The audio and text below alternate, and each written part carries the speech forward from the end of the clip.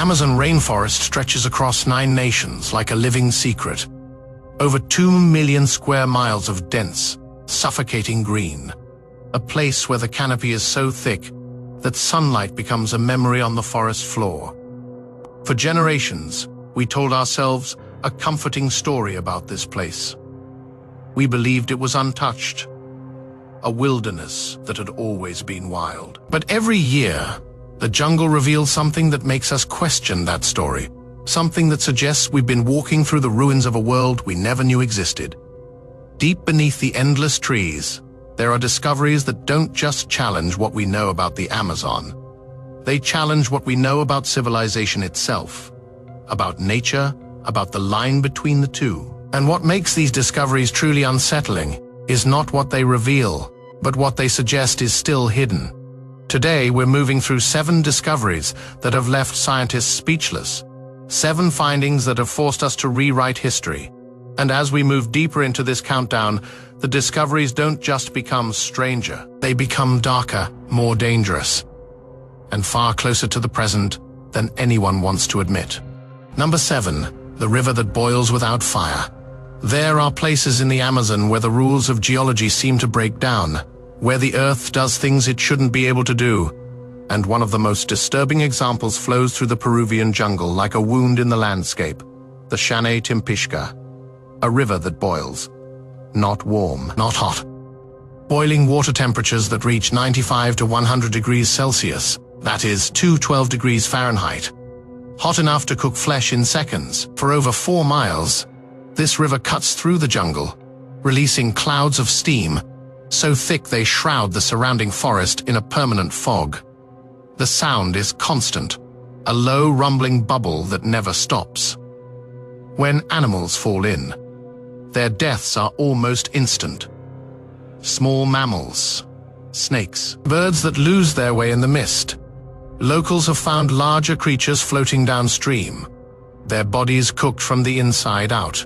The river doesn't just kill, it prepares its victims like a meal that no one ordered.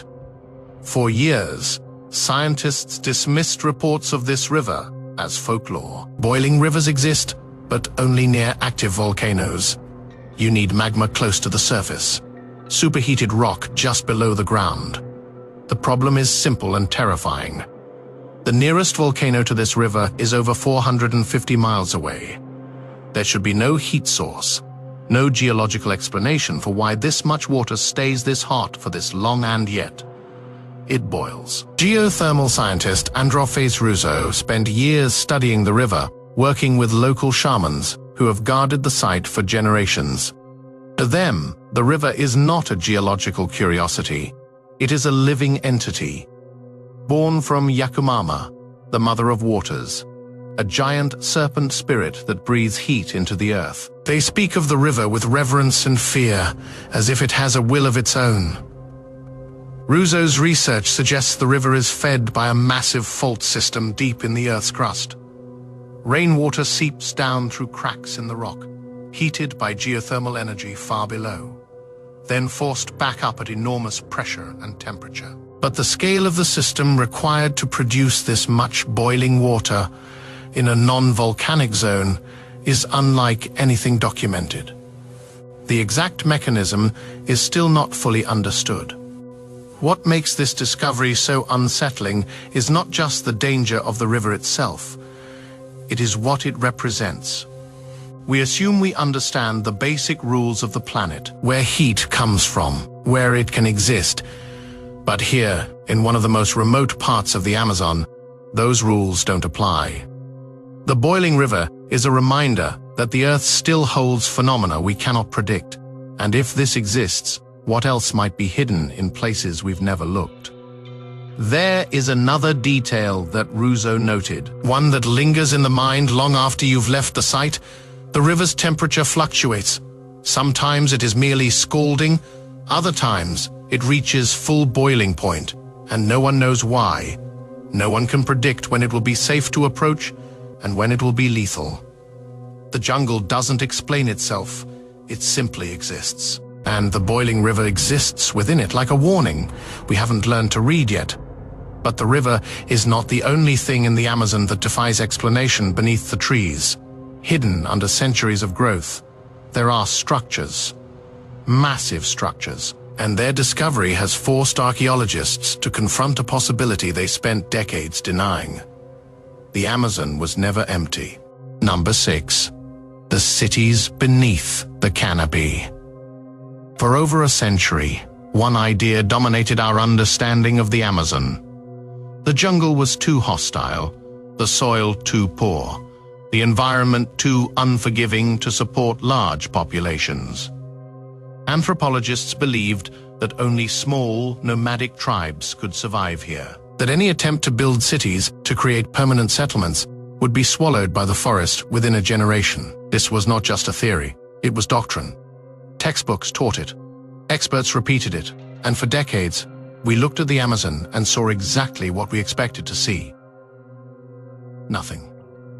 Then in the early 2000s, something changed. A technology called LiDAR, light detection and ranging, was mounted onto aircraft and aimed at the jungle canopy. LiDAR works by firing millions of laser pulses at the ground. The lasers pass through gaps in the foliage and bounce back, creating a detailed 3D map of whatever lies beneath. For the first time in history, we could see through the trees. And what we saw was impossible. Beneath the endless green, hidden under vines and soil and centuries of decay, were cities. Not small villages, cities, networks of them, sprawling across hundreds of square miles. Roads connecting them in perfectly straight lines. Earthen pyramids rising over 70 feet high. Reservoirs, canals, ceremonial centers. All hidden in plain sight in 2018. A study in Bolivia revealed the remains of the Casarabe culture, a society that thrived between 500 and 1400 AD. The scans showed a vast interconnected network of settlements. Raised causeways stretched for miles, linking population centers that housed thousands of people. These weren't primitive camps, they were engineered landscapes, urban planning on a scale that rivaled ancient civilizations in the Old World. Then came the discoveries in Ecuador. The Upano Valley, once thought to be uninhabited, revealed a network of garden cities covering over 116 square miles. Agricultural terraces carved into hillsides, platforms for homes, roads wide enough for processions, water management systems that controlled rivers and redirected seasonal floods. This was not survival, this was mastery. And the more we looked, the more we found. Every year, new sites emerged from the jungle, each one larger and more complex than the last. The terror of this discovery is not just in what these cities were, it is in what they tell us about what we didn't know. For 500 years, explorers, colonizers, and scientists wore through the Amazon and saw wilderness. They were wrong. They were walking through ruins. The jungle, we days, is not virgin forest. It is a graveyard. But here is where the discovery becomes truly disturbing. These cities weren't just abandoned, they were erased. So completely erased that we forgot they ever existed. The people who built them, who lived in them, who farmed the land and raised families and built monuments, they're gone, vanished. And until LiDAR pierced the canopy, we didn't even know to look for them. Which raises a question that no one wants to ask out loud. If entire civilizations can be swallowed by the jungle and forgotten, what else has been lost? How many other societies rose and fell in the Amazon without leaving a trace we could recognize? And if the forest could erase them, what is stopping it from erasing us? The discovery of these cities is not just about the past, it is a glimpse into a process that is still happening. The Amazon doesn't preserve, it consumes, and it is patient. There is another category of ruins hidden in the jungle. These ones are more recent. But that doesn't make them any less terrifying. In fact, it might make them worse, because these aren't the remains of ancient cultures lost to time. These are the remnants of empires we remember. Empires that believed they were permanent. Number 5, the forts that vanished in 200 years. Colonial powers didn't just explore the Amazon, they tried to conquer it in the 17th and 18th centuries. Spanish and Portuguese forces pushed deep into the jungle, establishing forts, missions, and trading outposts. These weren't temporary camps. They were built with stone and steel, designed to last, meant to serve as permanent anchors of European control in the heart of the rainforest. But the Amazon doesn't recognize conquest. For over 2 centuries, historians knew these outposts existed. They appeared on old maps. They were mentioned in colonial records. Letters described the construction of fortifications, the exploitation of resources, the brutal use of enslaved African and indigenous labor to extract rubber, gold, and timber. These places were real. They had names, coordinates, and then, slowly, they disappeared. Not destroyed by war, not burned by rebellion. They simply faded. The jungle moved in. Vines crept over stone walls. Trees grew through plazas. Soil buried the streets, and within a few generations, the outposts were gone. Completely erased from the physical world, they existed only in archives, footnotes in history books.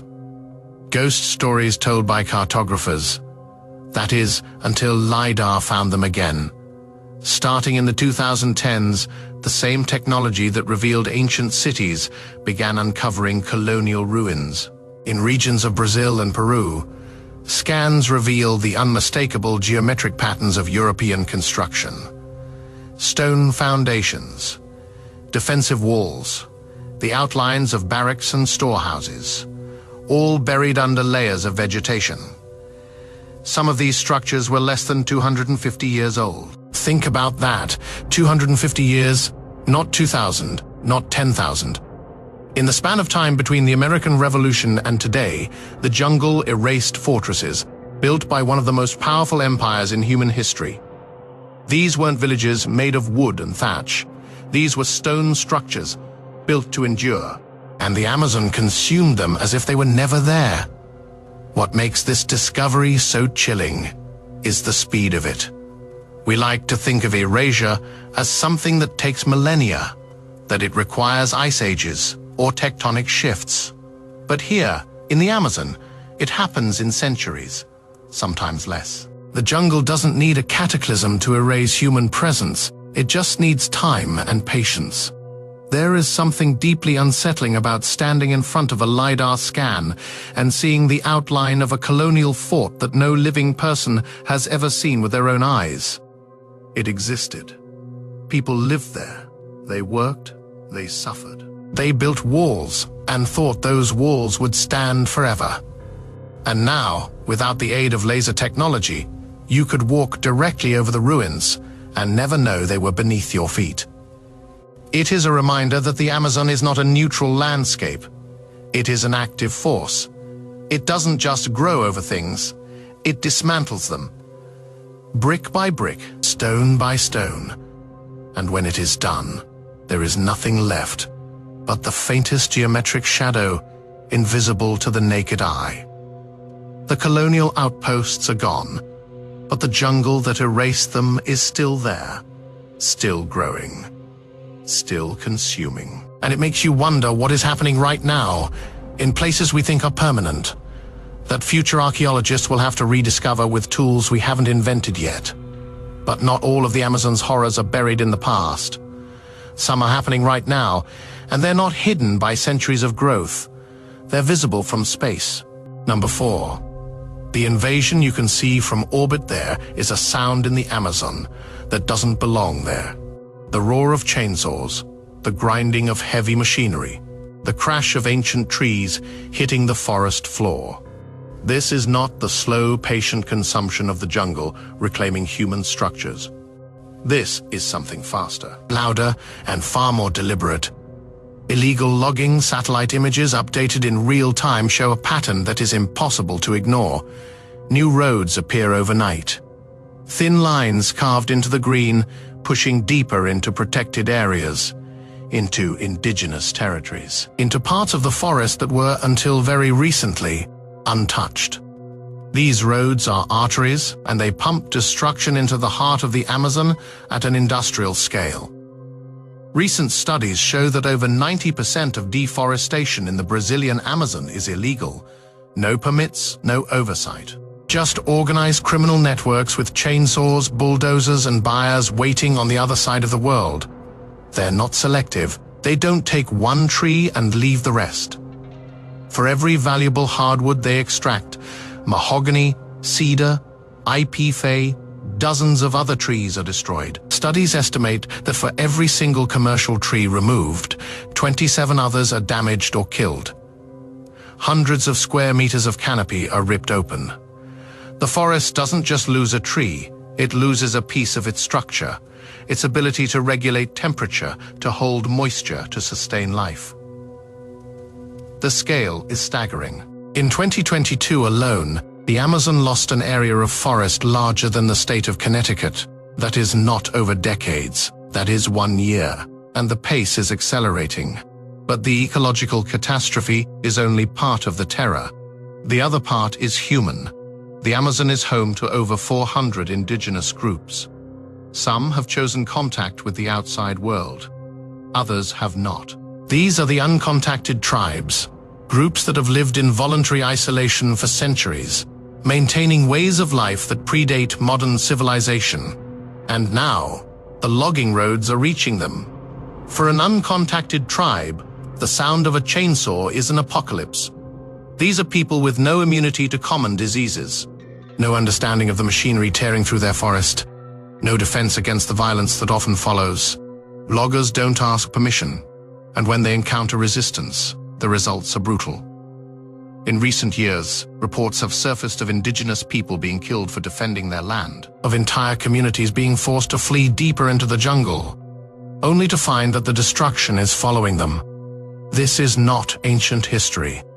This is happening now.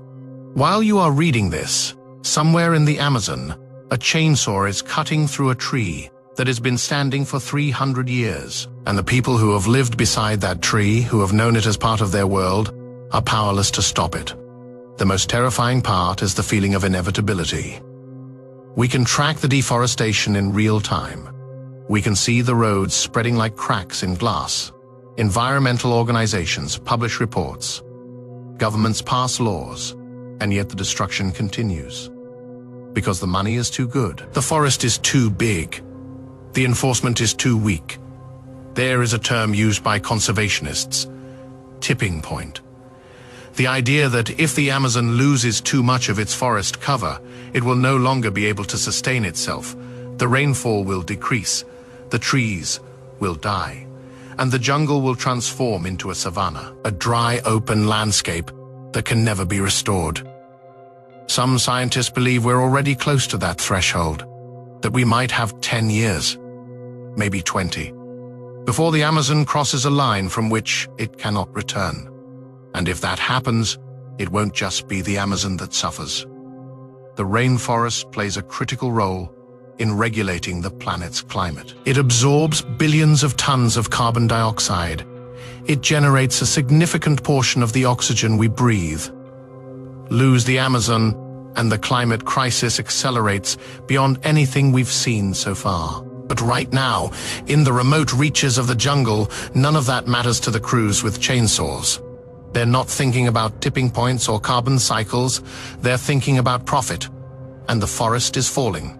The sound of machinery in the Amazon is a modern horror, but there are older sounds in that jungle. Sounds that don't come from machines, sounds that no one has been able to explain. Up to this point, the discoveries have felt distant. Ancient ruins, colonial ghosts, even the logging, as devastating as it is, feels like something that is happening in a place most of us will never see. But from here on, the story takes a different turn. Because the next discoveries aren't just about what is hidden in the Amazon. They're about what is still there, still alive, and still watching. Number 3. The things that should not exist. The Amazon is the most biodiverse place on Earth. Over 400 billion individual trees, tens of thousands of plant species, millions of insect species, so many forms of life that scientists estimate we've only catalogued about 10% of what is actually there. With that much biodiversity, it is easy to assume that everything in the Amazon can be explained. That every strange creature, every unusual sighting, is just a known animal, seen from a different angle. But there are stories in the Amazon that don't fit. Stories that have been told for generations, by indigenous tribes, by explorers, by scientists who went into the jungle looking for one thing and came back describing something else. And the most unsettling part is that these stories don't fade with time. They persist, they accumulate, and they all describe the same things. Creatures that shouldn't exist. In the 1920s, British explorer Percy Fawcett led multiple expeditions into the Amazon searching for a lost city he called Zeds. Fawcett never found his city. He vanished in 1925 somewhere deep in the Mato Grosso region and was never seen again. But the journals he sent back before his disappearance contained more than maps and theories about ancient civilizations. They contained descriptions of something his guides called the Maracoxi. According to Fawcett's accounts, the Maracoxi were large, bipedal creatures covered in reddish-brown hair. They walked upright like humans, but were much taller, with ape-like features. Fawcett described an encounter where his expedition came across a group of these beings. They didn't attack, but they made it clear that the expedition was not welcome. Fawcett's indigenous guides were terrified. To them, the Maracoxi were not legend. They were a known and feared part of the jungle. Mainstream science dismisses the Maracoxi as misidentification, perhaps a large spider monkey, perhaps a local legend mistaken for reality. But the Amazon is vast, and vast places have a way of hiding things. If an unknown primate species existed in the deep forest, avoiding human contact, how would we know? LiDAR can see through trees, but it can't identify movement. It can't tell you what is alive. The Maracoxi is not the only cryptid reported in the Amazon. There is the Mapinguari, a creature described by multiple indigenous groups across different regions. Accounts are remarkably consistent. A giant hair-covered beast, standing upright with long claws and an unbearable stench. Some descriptions give it a single eye.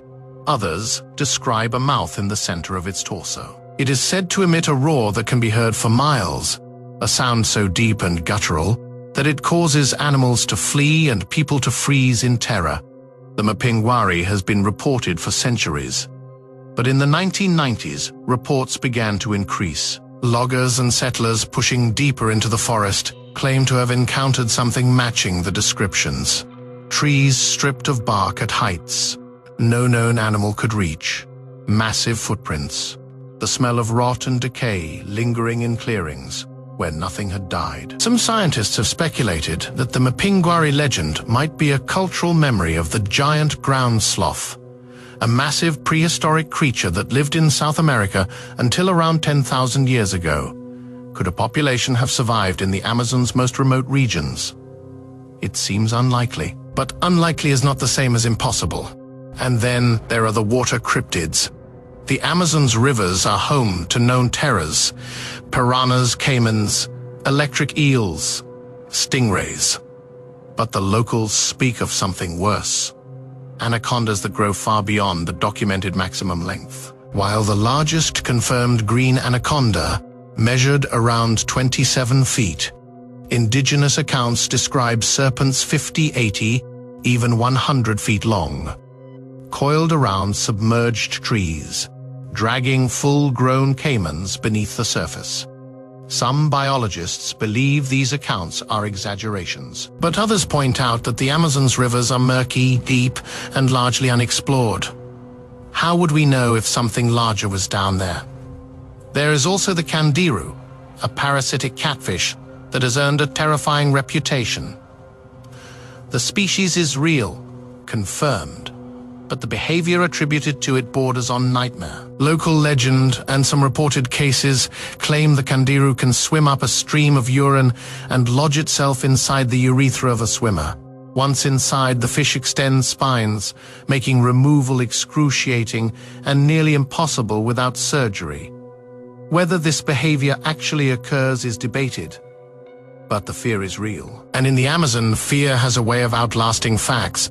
What makes these cryptid reports so unsettling is not whether they're real, It is that the Amazon is still a place where we genuinely don't know. We've mapped the surface of Mars with more detail than we've mapped the Amazon floor. There are regions of the jungle where no scientist has ever set foot, where the only humans to ever walk there are tribes who don't document their findings in journals.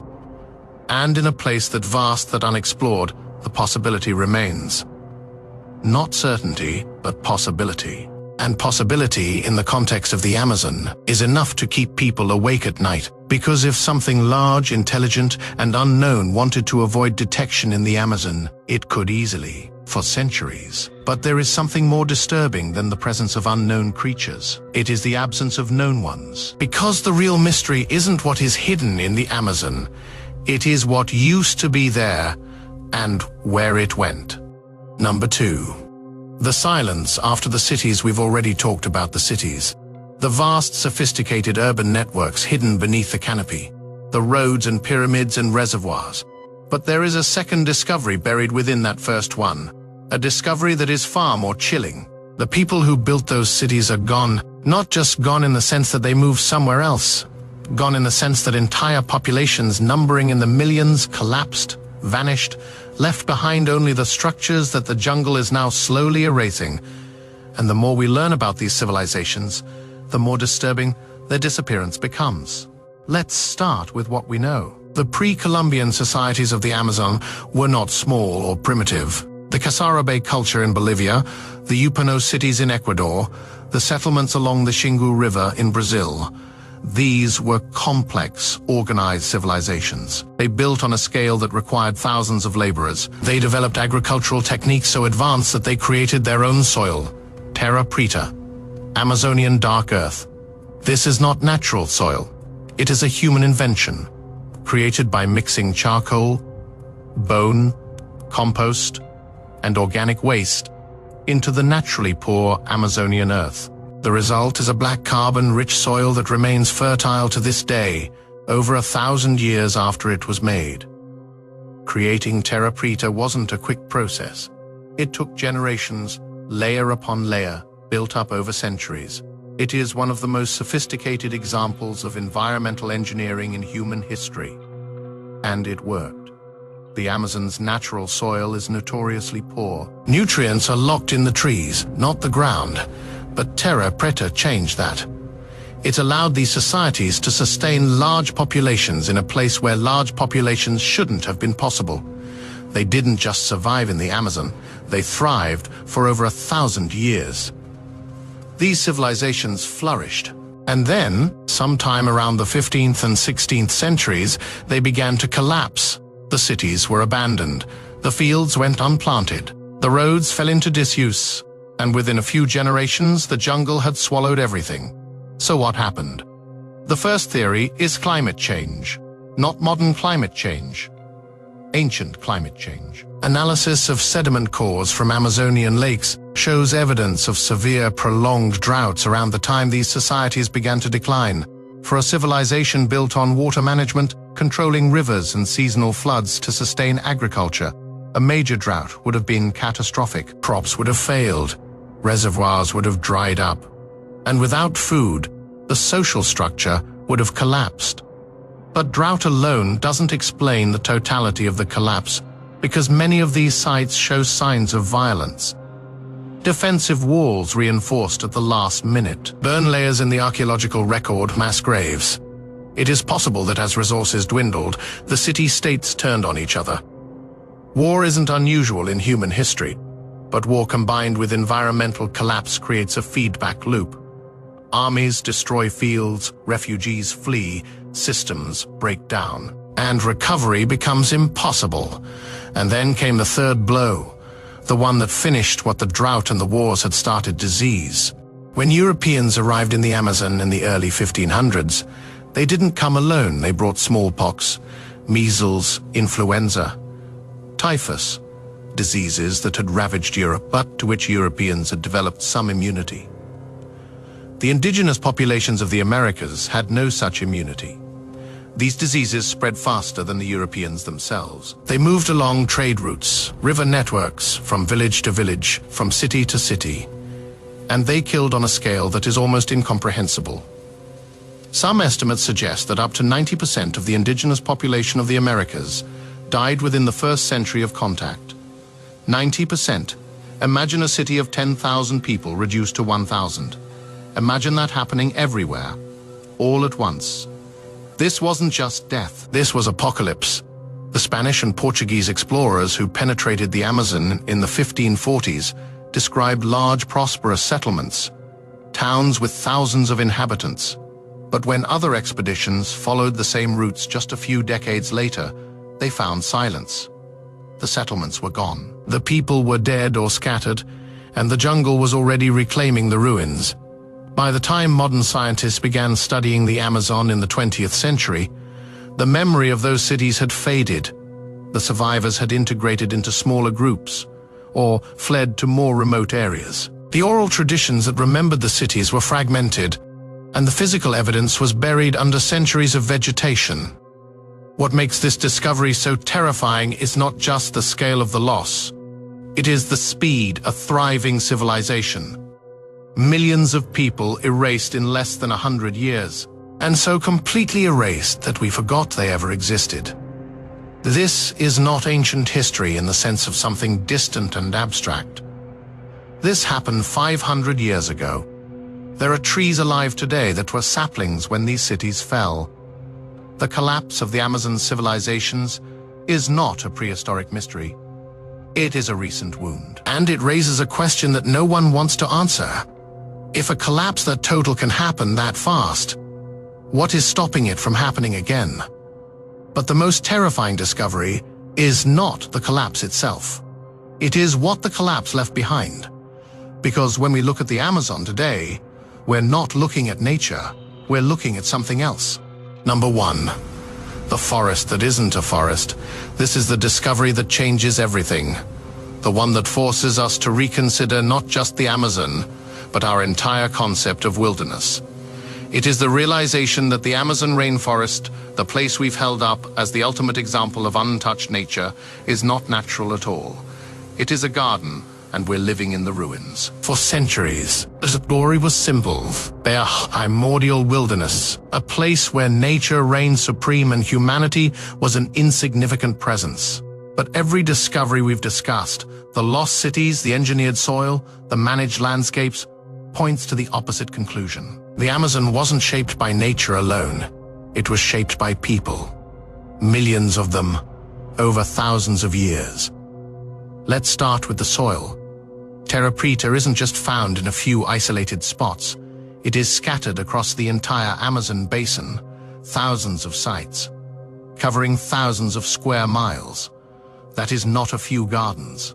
That is an entire region transformed. The people who created Terra preta weren't just farming. They were fundamentally altering the landscape, creating conditions for agriculture where none should have existed. And they sustained this system for over 2,000 years. But it goes deeper. Recent research has shown that the distribution of tree species in the Amazon is not random. For years, botanists assumed that the concentration of certain useful plants, Brazil nuts, cacao, palms, was the result of natural dispersion. But the pattern is too specific, too organized. These useful species are clustered around areas where Terra preta is found, around the sites of ancient settlements, which suggests something extraordinary. The forest itself was planted, not all of it, but significant portions. The pre-Columbian inhabitants of the Amazon didn't just farm. They cultivated the forest. They encouraged the growth of species they found useful. They cleared areas for agriculture and allowed others to grow wild. They managed the jungle the way a gardener manages a park, and they did this on a scale so large that it shaped the genetic distribution of plants across millions of square miles. What we see today, the dense, tangled, wild Amazon, is not the forest's natural state. It is what happens when a managed system collapses and runs wild for 500 years. The Amazon isn't pristine, it is overgrown. This discovery fundamentally changes how we think about nature. We've been trained to see wilderness as the absence of human influence, a place where people haven't interfered.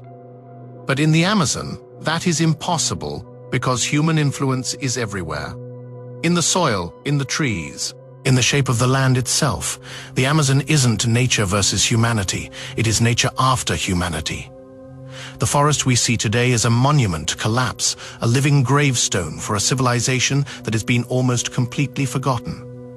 And what makes this so deeply unsettling is the realization of how much knowledge was lost. The people who managed the Amazon understood something we don't. They knew how to sustain millions of people in one of the most challenging environments on Earth without destroying it. They didn't mine the forest.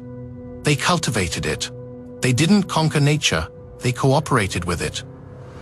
And that knowledge, developed over millennia, died with them. Today, we're cutting down the Amazon at a rate that would have horrified the people who built it.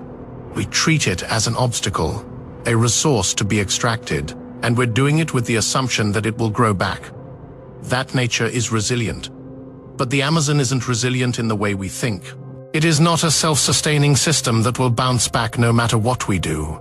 It is a carefully balanced creation that depended on the people who managed it.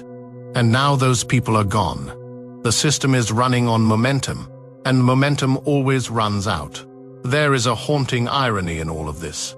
For 500 years, we looked at the Amazon and saw a wilderness. We used that image to justify our treatment of it. It is just jungle. It doesn't belong to anyone. It is not being used. But we were wrong. It did belong to someone. It was being used. We just didn't recognize it. We were looking at a garden and calling it wild, looking at the ruins of a civilization and calling it empty. And now, as we finally begin to understand what the Amazon really is, we're destroying it faster than ever. The terror of this discovery is existential. It is the realization that an entire world can end. That millions of people can vanish, that their knowledge can be lost, that their monuments can be erased, and that the rest of humanity can walk through the ruins without even knowing they're there. The Amazon is not a warning from the distant past. It is a mirror, because if it happened to them despite everything they built, everything they knew, everything they achieved, it can happen to us, and maybe, in some way, it already is. From rivers that boil without fire to civilizations erased so completely we forgot they existed. The Amazon holds more than mysteries. It holds a record of what happens when societies collapse, when knowledge is lost, when the systems we depend on break down. These discoveries aren't just about the past, they're about the present. About the invisible line between a thriving world and a forgotten one. About how quickly that line can be crossed. And about how, if we're not careful, we might cross it ourselves without realizing until it is too late. The Amazon is still revealing its secrets. Every year, LiDAR uncovers new sites, new roads, new evidence of the world that was. But the jungle is patient, and there are still places the lasers haven't reached. Still sections of forest so remote, so dense, that no technology has pierced them. What is waiting there, we don't yet know. But the Amazon has taught us one thing. The answers are never comfortable, and the deeper we look, the darker they become. This discovery was not the end, and what remains hidden may be far worse.